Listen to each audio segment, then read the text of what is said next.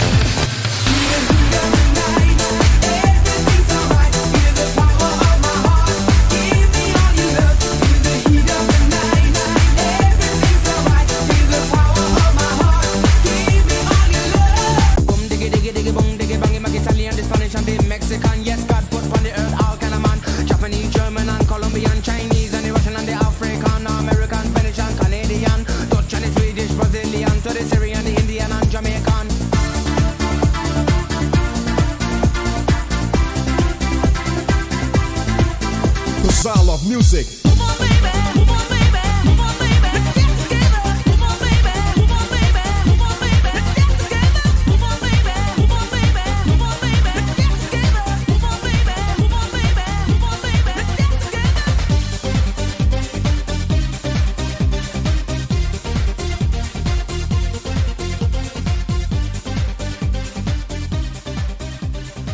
Voilà, je pense que vous avez reconnu, du moins je l'espère, certains de ces sons. Mais cela vous donne une idée de ce que c'est l'Eurodance. Donc c'est de la musique électronique, comme vous avez pu l'entendre, qui incorpore de la house. Et quand il y avait de la voix qui était posée dessus, il y avait bien souvent une partie chantée par une femme et une partie rappée par un mec. L'inverse était possible, même si c'était exceptionnel. Je pense notamment à Technotronic, à Lea Kiss, par exemple. Mais je reviendrai dans un épisode futur pour vous parler de la jeunesse de l'Eurodance. En tout cas, on ne peut pas parler d'Eurodance sans parler du groupe phare qui représente l'Eurodance. Je veux bien sûr parler de Toon Limited. Je pense que tout le monde a entendu parler une fois, ou a écouté au moins une fois, une de leurs chansons.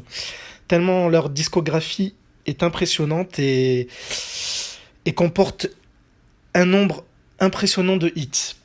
Donc, pour ceux qui ne connaîtraient pas Toon Limited, voici un extrait d'un de leurs plus gros hits. On vous retrouve de suite après.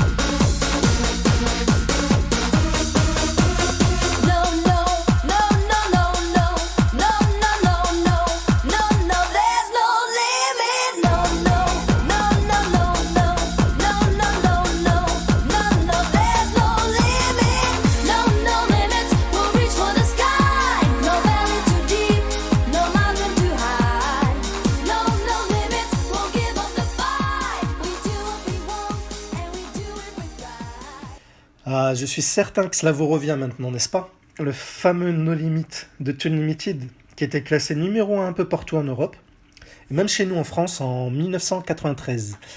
Donc à la base, Toon Limited, c'est deux producteurs belges, Phil Wild et Jean-Paul de Coster qui ont fondé ensemble le label Byte Records. Et en 1991, ils créent le groupe Too Limited et lancent le premier tube du groupe qui était une version instrumentale de Get Ready for This.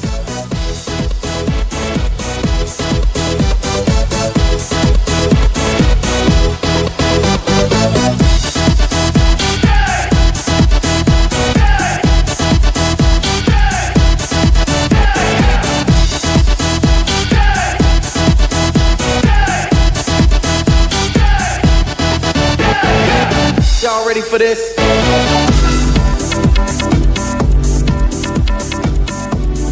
Alors, pour le titre dont vous venez d'écouter un extrait, donc Get Ready for This, les deux producteurs belges voulaient que ce morceau soit plus accessible, notamment via les radios.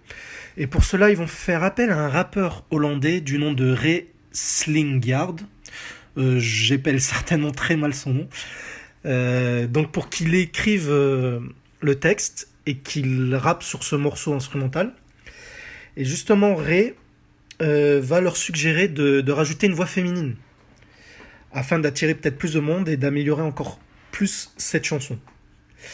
Et pour cela, il va introduire dans le groupe Anita Dot, donc une chanteuse qu'il a repérée dans les clubs d'Amsterdam. Donc Anita, c'est bien entendu la chanteuse qui chantera sur les futurs tubes de Too Limited et qui va accompagner Ray sur une longue partie de la discographie du groupe. Et donc voici ce que cela donne avec la partie rappée par Ray et la partie chantée par Anita.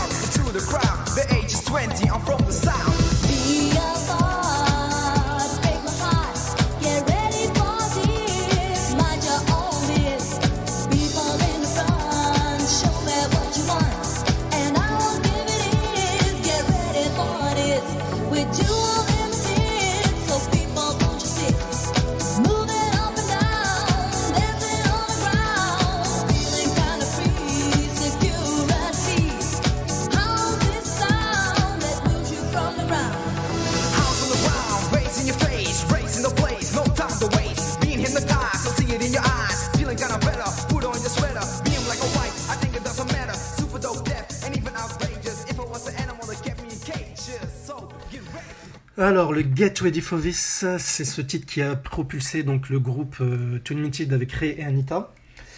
C'est un morceau d'ailleurs qui s'est bien exporté dans le monde. Il a été classé dans pratiquement tous les charts, en Australie, au Canada, en Europe comme je vous l'ai dit dans l'intro, mais aussi aux States.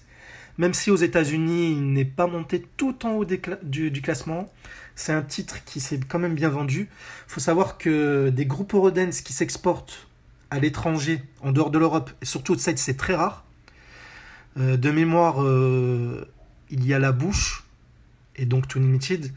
Il doit y avoir encore peut-être un ou deux autres groupes ou interprètes, mais bon, j'y reviendrai certainement dans d'autres épisodes de ce podcast. Donc, cette chanson-là, Get Ready for This, vous l'avez certainement déjà entendue parce qu'elle est utilisée dans pas mal de films. Par exemple dans Space Jam, ou Tempête de boulettes géantes 2, La Grande Aventure Lego. On l'a retrouve aussi dans Les Simpsons. Et c'est une musique qui est utilisée assez fréquemment dans les événements sportifs à travers le monde. Par exemple au Super Bowl. Mais comme je ne suis pas calé niveau sport, donc je ne pourrais pas vous confirmer exactement quel événement. Mais j'ai la confirmation qu'elle est utilisée très souvent. Voilà. Donc je ne pouvais pas, pour ce premier épisode, parler d'Eurodance sans parler de Too Limited. Et j'y reviendrai assez souvent, je pense.